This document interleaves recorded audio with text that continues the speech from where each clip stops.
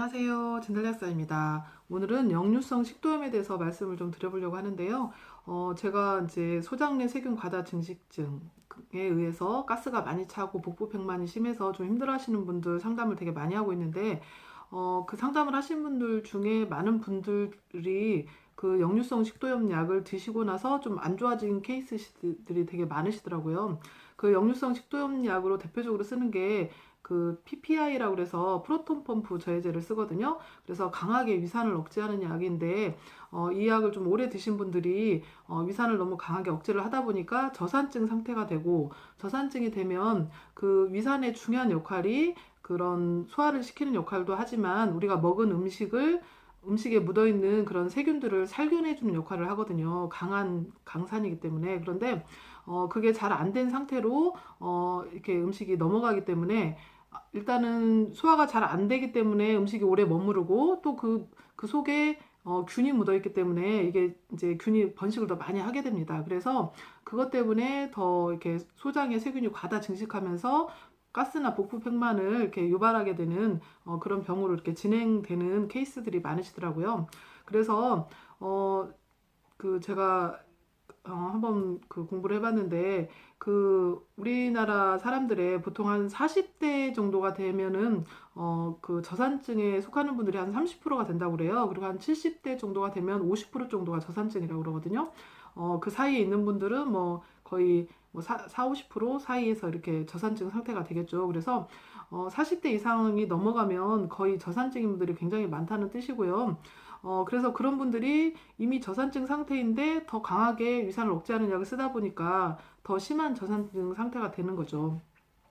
우리가 이제 그 역류성 식도염을 이렇게 위산이 자꾸 역류되어서 그렇다고 보고 있는데, 그게 꼭 산이 많은 분들만 그런 게 아니라 저산증이 있는 분들도 산이 부족해서 소화를 잘 못 시키다 보니까 우리 위는 어떻게든 얘를 소화를 시키려고 그 없는 위산을 자꾸 쥐어 짜서 짜내게 되거든요. 그래서 그러기도 하고, 또 위 점막 자체가 좀 되게 얇아져 있거나 약해져 있는 분들이 많아서 그것 때문에도 이렇게 속쓰림을 느낀다고 그래요. 그래서 꼭 우리가 뭐 속이 쓰리다거나 그런 증상들이 꼭 산이 많을 때만 느끼는 게 아니라 저산증일 때도 느낀다고 하거든요. 그런데 이게 위산이 역류되어서 자꾸 이 식도 점막을 자극을 하기 때문에 그것 때문에 그 위산 억제제를 많이 쓰게 되는데, 사실은 저는 그 역류성 식도염의 핵심은 산을 억제하는 게 핵심이 아니라 최대한 음식이 위에 오래 정체되어 있지 않고 빨리 내려가게 하는 게 핵심이라고 생각을 합니다.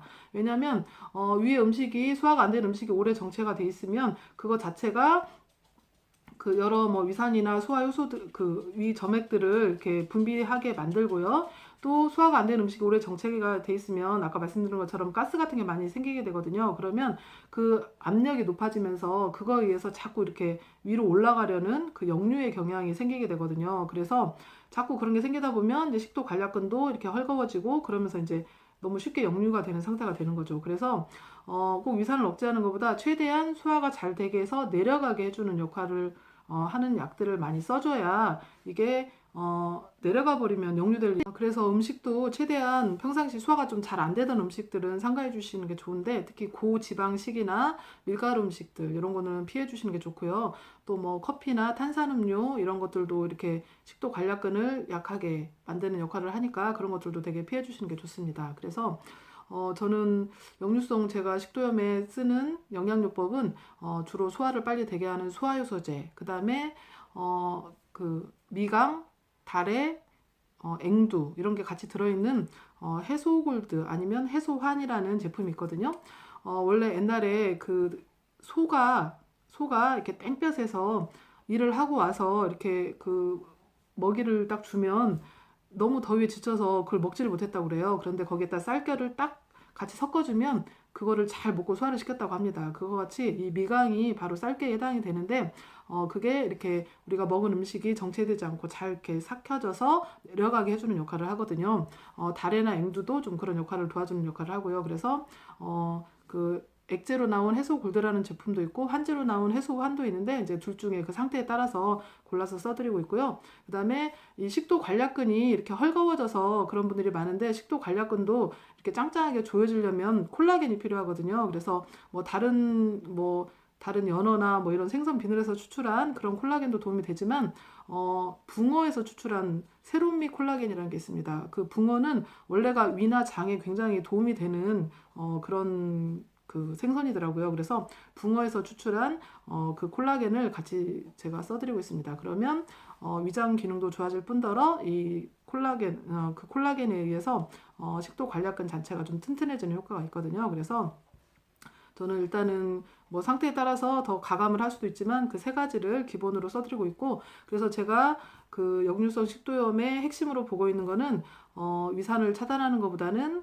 최대한 음식이 정체되지 않고 빨리 소화되게 하고 내려가게 하는 거를 초점을 맞춰서, 그리고 관략근을 튼튼한 식도 관략근을 튼튼하게 하는 그거에 초점을 맞춰서 치료를 해드리고 있습니다. 그래서 제 영상을 보신 분이라면 무조건 그 너무 그런 PPI 제제에만 의존하지 마시고 그걸 또 오래 드시면 다른 부작용이 생길 수 있으니까 최대한 그거는 좀 단기간에 너무 심할 때만 좀 드셔주시는 게 좋고 그 이후에는 제가 말씀드린 그런 치료로 해주시면 도움이 될 것 같습니다.